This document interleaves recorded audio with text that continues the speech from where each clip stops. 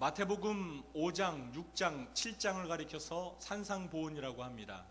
우리는 지난 시간에 5장을 마쳤습니다. 이제 6장에 들어가기 전에 복습하는 차원에서 5장의 내용을 간단히 요약 정리해 보겠습니다. 예수님은 가장 먼저 구원받은 천국 백성의 자격으로서 팔복의 사람들에 대해서 말씀하셨습니다. 여러분, 팔복 다 기억하고 계십니까? 네, 한번 외워볼까요? 저부터 자신이 없어서 그냥 넘어가겠습니다. 네, 계속 암송하셔서 그 팔복의 은혜가 여러분 심령 가운데 늘 차고 넘칠 수 있도록 말씀을 꼭 기억하시기 바랍니다. 천국 백성은 이 세상에서 소금과 빛으로 살면서 하나님께 영광을 돌려야 한다고 예수님께서는 말씀하십니다.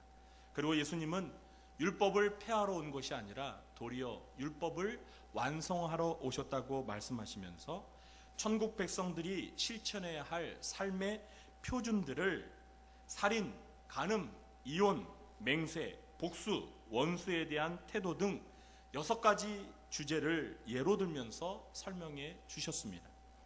예수님은 이 주제와 관련한 율법에 대하여 올바른 해석을 제시하시면서 신자들은 서기관들과 바리새인들보다 더 나은 삶을 살아야 한다고 말씀하셨습니다. 이것이 지금까지 살펴본 5장 전체의 내용입니다. 좀 정리가 되십니까? 정리가 안 되십니까? 네. 그러면 교회 홈페이지에 가셔서 제가 5장 설교한 내용을 다시 들어보시기 바랍니다. 자, 오늘부터는 6장의 내용을 들어가 보겠는데요. 우선 마태복음 6장 1절부터 18절에서 예수님은 신자들의 경건 생활에서 중요한 3가지 주제를 다루십니다. 이 3가지 주제는 구제와 기도 그리고 금식입니다. 예수님 시대에 누가 경건하고 의롭게 사는 사람인지를 판단하는 중요한 척도가 바로 이 3가지였습니다. 사도행전 10장 2절에 보시면 하나님을 경외하는 이방인 백부장 고넬료를 소개하고 있는데요. 그 고넬료가 경건한 사람이라고 하면서 그 경건한 근거를 이렇게 제시하고 있습니다. 그가 경건하여 온 집안과 더불어 하나님을 경외하며 백성을 많이 구제하고 하나님께 항상 기도하더니. 이방인 백부장 고넬료가 경건한 사람인데 그가 왜 경건한 사람이라고요? 많은 백성들에게 구제하고 하나님 앞에 항상 기도하는 삶을 살았기 때문입니다. 구제와 기도, 물론 이 성경 구절에는 금식이 생략되어 있지만 사실 이 금식은 기도 안에, 기도 생활에 이렇게 포함이 되어 있는 것입니다. 이렇게 구제는 대인 관계에서, 기도는 하나님과의 관계에서, 그리고 금식은 자신과의 관계에서 신자들의 경건 생활을 위한 중요한 덕목이었습니다. 그런데 이 구제와 기도 그리고 금식 이 3가지는 오늘날 신자들에게도 경건 생활의 중요한 실천 덕목입니다. 예수님은 이 3가지를 다루시면서 외식과 진실이라는 이 2가지 대비된 기준을 제시하면서 이 문제를 접근하고 계십니다. 다시 말해서 무엇이 외식된 구제와 기도와 금식이고 무엇이 진실된 구제와 기도와 금식인지를 서로 대비시키며 설명하고 계시는 것입니다. 오늘은 외식된 구제와 진실된 구제라는 제목으로 먼저 이 3가지 가운데 구제의 문제를 살펴보도록 하겠습니다. 여러분, 구제가 무엇입니까? 구제란 이 불우한 이웃이나 불행한 처지에 놓여 있는 이웃을 도와주는 행위입니다. 이 구제는 다른 말로 자선이라고도 합니다. 구제는 오늘날 이 정부나 기업 그리고 비영리기구인 NGO 단체를 통해서 사회복지 또는 사회환원 그리고 구호활동이라는 명목으로 활발히 행해지고 있습니다. 그러나 이런 구제는 누구보다도 교회와 신자들이 앞장서서 해야 하는 일입니다. 구제는 해도 좋고 안 해도 좋은 선택사항이 아닙니다. 구제는 하나님의 명령으로서 신자들이 반드시 해야 할 일입니다. 하나님은 가난하고 불우한 이웃에 대하여 도와줄 것을 다음과 같이 성경에서 말씀하셨습니다. 신명기 15장 7절, 8절, 11절입니다. 네 하나님 여호와께서 네게 주신 땅 어느 성읍에서든지 가난한 형제가 너와 함께 거주하거든 그 가난한 형제에게 내 마음을 완악하게 하지 말며 내 손을 움켜쥐지 말고 반드시 내 손을 그에게 펴서 그에게 필요한 대로 쓸 것을 넉넉히 구워주라. 땅에는 언제든지 가난한 자가 그치지 아니하겠으므로 내가 네게 명령하여 이르노니 너는 반드시 내 땅 안에 내 형제 중 곤란한 자와 궁핍한 자에게 내 손을 펼지니라. 시편 41편 1절입니다. 가난한 자를 보살피는 자에게 복이 있으며 재앙의 날에 여호와께서 그를 건지시리로다. 잠언 21장 13절입니다. 귀를 막고 가난한 자가 부르짖는 소리를 듣지 아니하면 자기가 부르짖을 때에도 들을 자가 없으리라. 야고보서 1장 27절입니다. 하나님 아버지 앞에서 정결하고 더러움이 없는 경건은 곧 고아와 가부를 그 환난 중에 돌보고 또 자기를 지켜 세속에 물들지 아니하는 그것이니라. 이런 하나님의 말씀에 순종하여서 유대인들은 옛날부터 구제를 열심히 했습니다. 신약시대 이 초대 예루살렘 교회도 사도행전 6장을 보시면 이 구제 활동을 위해서 7명의 안수 집사님을 선출해서 구제 사역을 전담하도록 했던 것을 보게 됩니다. 그러므로 교회는 구제에 깊은 관심을 갖고 구제하는 일에 앞장서야 합니다. 이렇게 하나님의 백성이라면 누구나 마땅히 구제하는 삶을 살아야 합니다. 구제하는 삶을 살지 않는 것은 하나님의 말씀에 불순종하는 죄를 짓는 것입니다. 우리 성도님들은 그동안 수입에서 구제하는 일을 위해 얼마나 할애를 하셨습니까? 혹시 이제까지 구제에 깊은 관심을 갖지 못하신 분들이 계시면 이제부터라도 하나님의 말씀에 순종하여서 하나님께서 기뻐하시는 구제 헌금을 하나님 앞에 드려보시기를 바랍니다. 앞으로 우리 교회와 성도님들이 구제에 더욱 깊은 관심을 가지고 실천하게 되시길 주님의 이름으로 축원합니다. 구제는 성도에게 마땅히 실천해야 할 일이지만 더욱 중요한 것은 어떤 동기와 마음의 자세로 구제하느냐 하는 것입니다. 예수님은 바르지 못한 동기를 가지고 구제하는 것을 외식으로 규정하시면서 이 외식된 구제에 빠지지 않도록 주의할 것을 당부하고 계십니다. 그러면 예수님이 말씀하시는 이 외식된 구제란 무엇인지 우리 1절과 2절 말씀을 다시 한번 읽어보도록 하겠습니다. 사람에게 보이려고 그들 앞에서 너희 의를 행하지 않도록 주의하라. 그리하지 아니하면 하늘에 계신 너희 아버지께 상을 받지 못하느니라. 그러므로 구제할 때 외식하는 자가 사람에게서 영광을 받으려고 회당과 거리에서 하는 것 같이 너희 앞에 나팔을 불지 말라. 진실로 너희에게 이르노니 그들은 자기 상을 이미 받았느니라. 아멘. 이 예수님의 말씀에 따르면 외식된 구제란 사람에게 보이려고, 사람에게 영광을 받으려고 하는 구제입니다. 예수님 당시에 경건한 사람들로 자타가 공인했던 서기관과 바리새인들도 열심히 구제를 했습니다. 그런데 그들은 회당과 거리처럼 사람이 많이 모이는 곳에서 나팔을 불어대면서 구제 활동을 펼쳤습니다. 서기관과 바리새인들이 이렇게 사람들이 많이 모이는 공공장소를 선택하고 나팔까지 불어대면서 구제 활동을 벌인 이유가 과연 무엇일까요?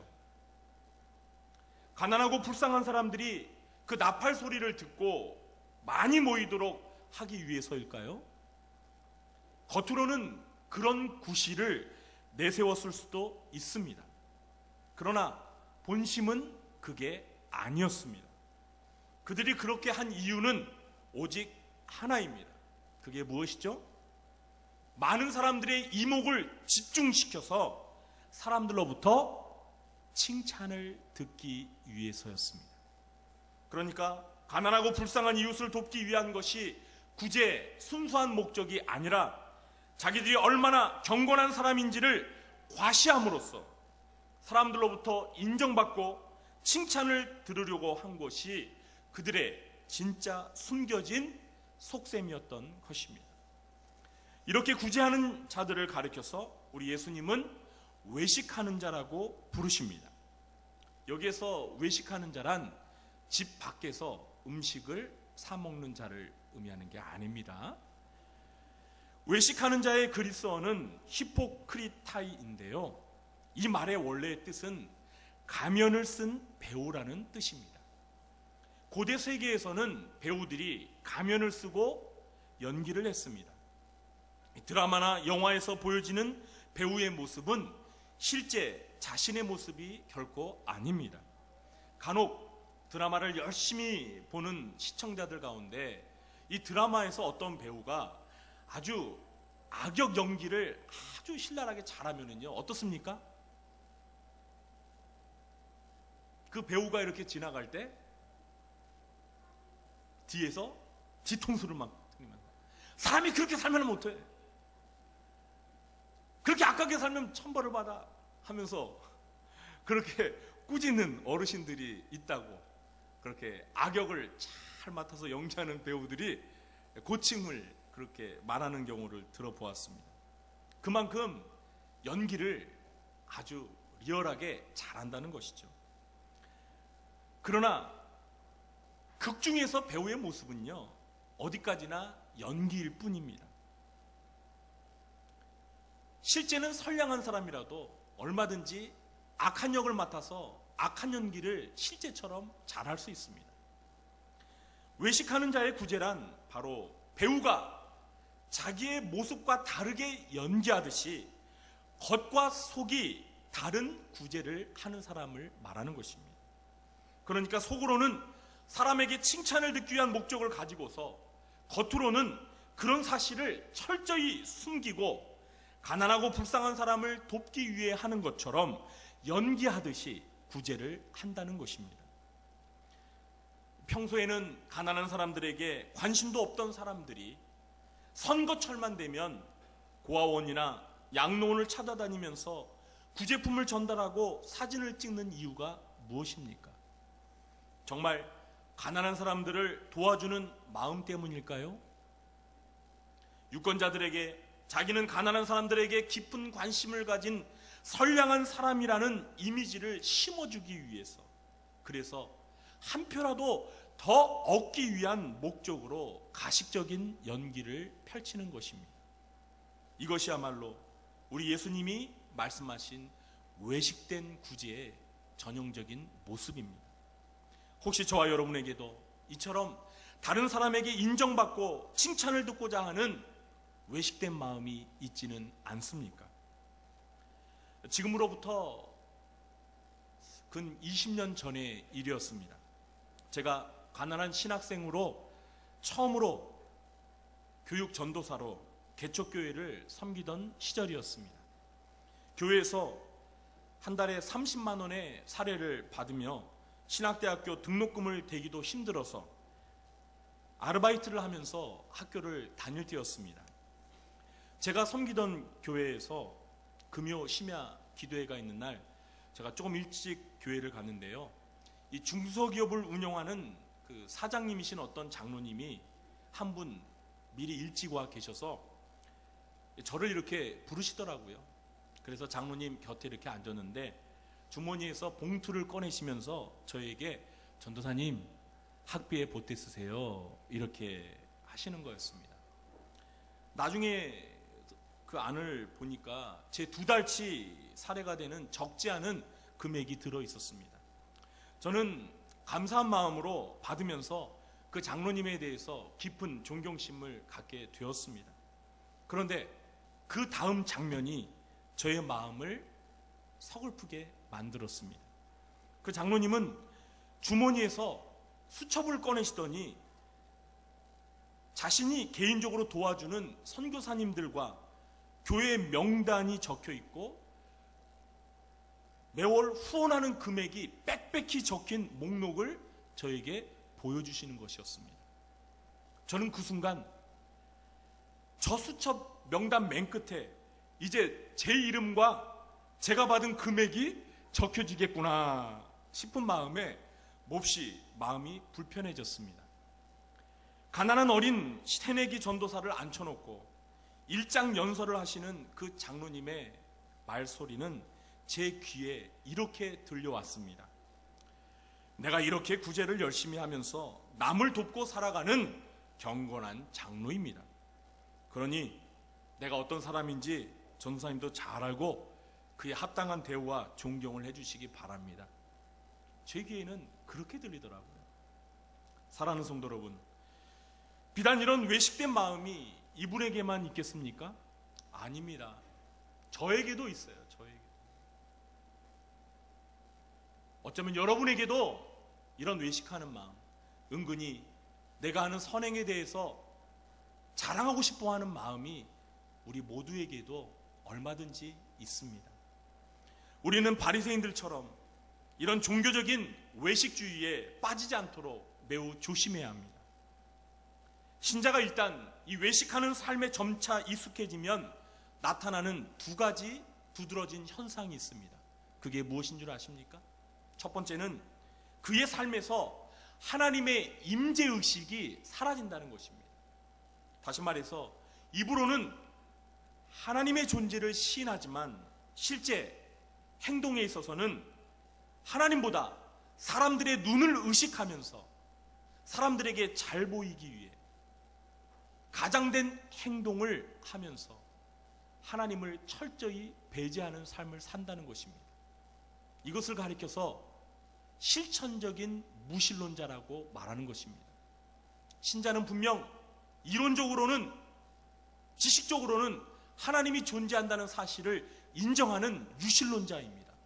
그러나 외식하는 자는 그들의 삶에 있어서 하나님의 시선을 전혀 의식하지 않고 눈에 보이는 사람들의 시선만 의식하며 살기 때문에 실제 삶으로는 하나님의 살아계심을 부정하며 사는 무신론자의 모습이라는 것입니다. 두 번째 나타나는 현상이 있습니다. 그것은 경건의 능력을 소유하는 데는 관심이 없고 경건의 모양을 갖추는 데에만 열중하게 된다는 것입니다. 이 내면의 성숙함을 가꾸기 위해서 노력하기보다는 겉으로 보여지는 모습만 그럴싸하게 치장하는 외식주의에 빠지게 된다는 것입니다. 사랑하는 성도 여러분, 사람의 이 내면을 가꾸는 일은요, 다른 사람들에게 잘 보이지 않습니다. 드러나지 않습니다. 그리고 시간이 오래 걸립니다. 그러나 겉모양을 그럴싸하게 치장하는 것은요, 아주 쉬워요. 그렇기 때문에 사람들은 어려운 것은 열중하지 않고 쉽게 다른 사람들에게 경건하게 보이는 이 외식된 행동을 하는 일에는 쉽게 미혹이 되는 것입니다. 예수님께서는 이런 외식된 구제에 대하여 뭐라고 말씀하시죠? 그들은 자기 상을 이미 받았다라고 말씀하십니다. 사람들에게 가식적인 연기를 내서 사람들로부터 경건한 사람으로 인정을 받고 칭찬과 존경을 받은 것이 그들이 받은 상의 전부라는 것입니다. 다시 말해서 외식된 구제를 하는 사람은 하나님께로부터 받을 상이 아무것도 없다라는 말입니다. 사랑하는 성도 여러분, 그러면 우리 그리스도인들이 실천해야 할 구제는 어떤 모습일까요? 예수님께서는 오늘 말씀에서 우리가 실천해야 할 진실된 구제에 대해서 말씀하십니다. 3절과 4절 말씀 함께 읽어보도록 하겠습니다. 너는 구제할 때 오른손이 하는 것을 왼손이 모르게 하여 내 구제함을 은밀하게 하라. 은밀한 중에 보시는 너의 아버지께서 갚으시리라. 아멘.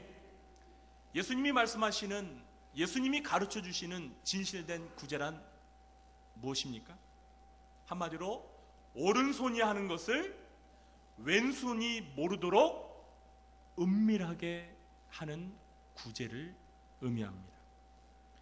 외식된 구제의 특징이 사람들에게 나팔을 불면서 대대적으로 공개적으로 알리며 하는 구제라면, 이 진실된 구제는 반대로 남들이 전혀 눈치채지 못하도록 은밀하게 하는 것입니다. 우리 속담에 쥐도새도 모르게 하라는 말이 있죠. 바로 쥐도새도 모르게 은밀하게 구제하는 그 구제가 진실된 구제라는 것입니다. 예수님 당시에 이 예루살렘 성전에는요, 여러 개의 방이 있었는데 그 중에 침묵의 방이라는 방이 있었습니다. 이 침묵의 방은 바로 구제금을 모금하는 방이었습니다. 그래서 이스라엘 사람들 가운데 가난하고 불쌍한 사람을 돕기를 원하면, 구제하기를 원하면 이 예루살렘 성전에 가서 이 침묵의 방에 조용하게 들어가서 자기가 준비해온 구제헌금을 그 모금함에 넣으면 됐습니다. 그리고 조용히 나갑니다. 그리고 가난하고 불쌍한 사람들은 그 침묵의 방에 들어가서 그 모금함에 담겨있는 돈 가운데 자기가 필요한 만큼 돈을 가져가면 됐습니다. 이것은 불법도 아니었고 죄도 아니었습니다. 그렇게 하라고 하나님께서 예루살렘 성전에 만들어 놓으신 방이었습니다. 이렇게 침묵의 방에 들어가서 구제하는 사람은 자기가 구제한 그 금액이 누구에게, 어떤 사람에게 도움이 되었는지 전혀 알지를 못하게 되었습니다.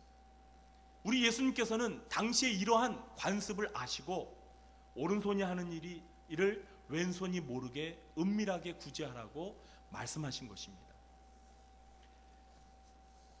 이런 공식된 구제 방식이 있었는데도 서기관과 바리새인들이 침묵의 방에 들어가서 구제하지 않고 거리와 회당에서 나팔을 불어대며 구제를 했으니까 그들이 얼마나 사람들의 칭찬을 듣고 싶어 했는지 여러분 충분히 짐작이 가고도 남음이 있을 것입니다.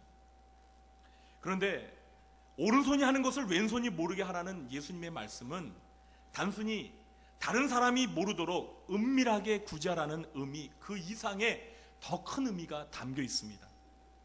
오른손도 왼손도 두 손 다 나의 것입니다.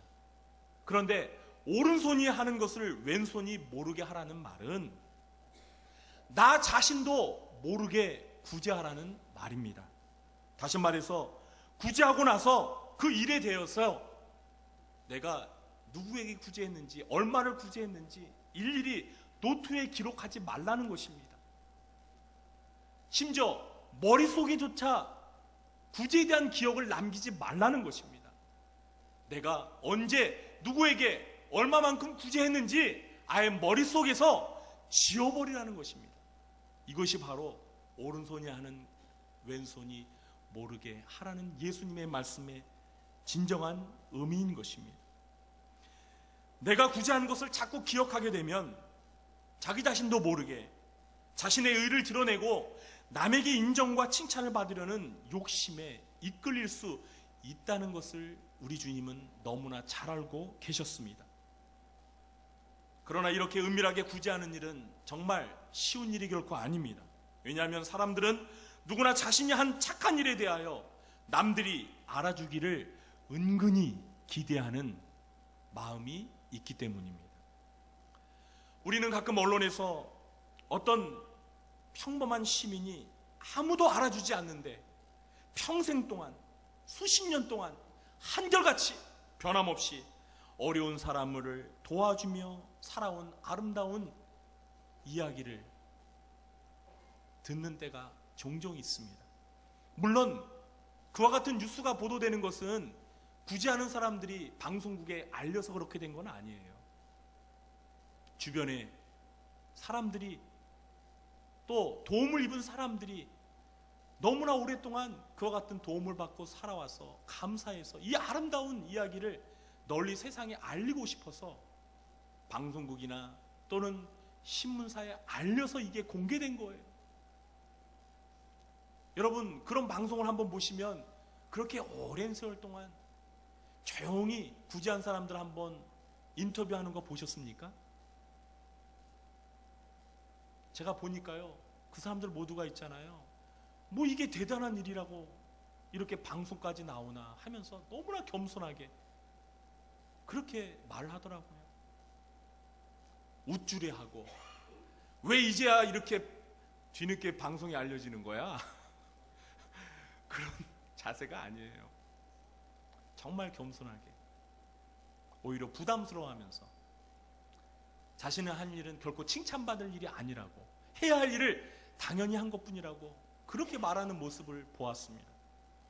바로 그런 사람들이야말로 오늘 예수님께서 말씀하신 대로 오른손이 하는 일을 왼손이 모르게 은밀하게 진실되게 구제하는 삶을 사는 사람들의 모습인 것입니다.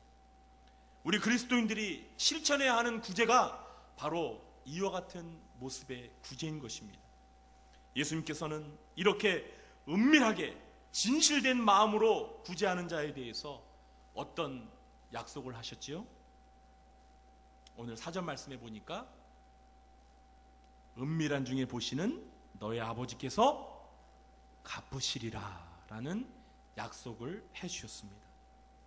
은밀하게 구제하면 사람들로부터 칭찬을 들을 수 없을지 모릅니다.